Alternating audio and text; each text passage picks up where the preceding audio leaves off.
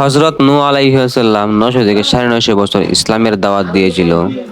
৮০ থেকে ৮২ জন মানুষ ইসলাম গ্রহণ করেছিল। তার ৪ জন ছেলে ছিল, ৩ জন ইসলাম গ্রহণ করেছিল, কানান ইসলাম গ্রহণ করেনি ও তার স্ত্রী ইসলাম গ্রহণ করেনি। তাই কানান ও তার স্ত্রীকে পানিতে ডুবে মরতে হয়েছিল।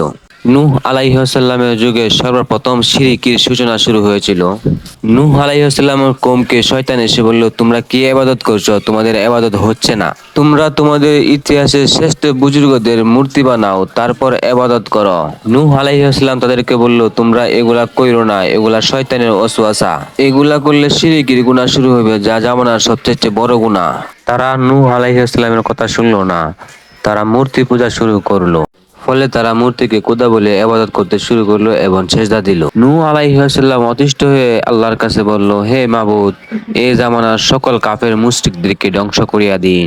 ফলে নূহ আলাইহিস সালামকে আল্লাহ তাআলার পক্ষ থেকে নৌকা বানানোর কথা বলা হয়েছিল। নৌকাতে প্রত্যেকটা জীব জন্তু জোড়ায় জোড়ায় উঠানোর জন্য, যেন তারা পরবর্তীতে বংশ বিস্তার লাভ করতে পারে।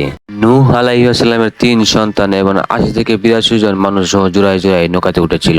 সকল প্রাণী এবং ঈমানদার মানুষগণ নৌকাতে উঠার পর মহাপ্লাবন শুরু হয়ে যায়। অনেকের মতে এই প্লাবন শুধু ইরাকের মাটিতে হয়েছিল না, এই প্লাবন হয়েছিল সারা পৃথিবীতে। এই প্লাবনে পৃথিবীর সমস্ত কিছু পানির নিচে ডুবে যায়, শুধু এই নৌকাটি বাদে। এই নৌকার জীবজন্তু এবং মানুষগুলা বাদে। পরবর্তীতে তারা আবার বংশের বিস্তার লাভ শুরু করে। এই ছবিটিকে যদি ভালোবাসেন, সাবস্ক্রাইব করে যান, বেল আইকনে ক্লিক করে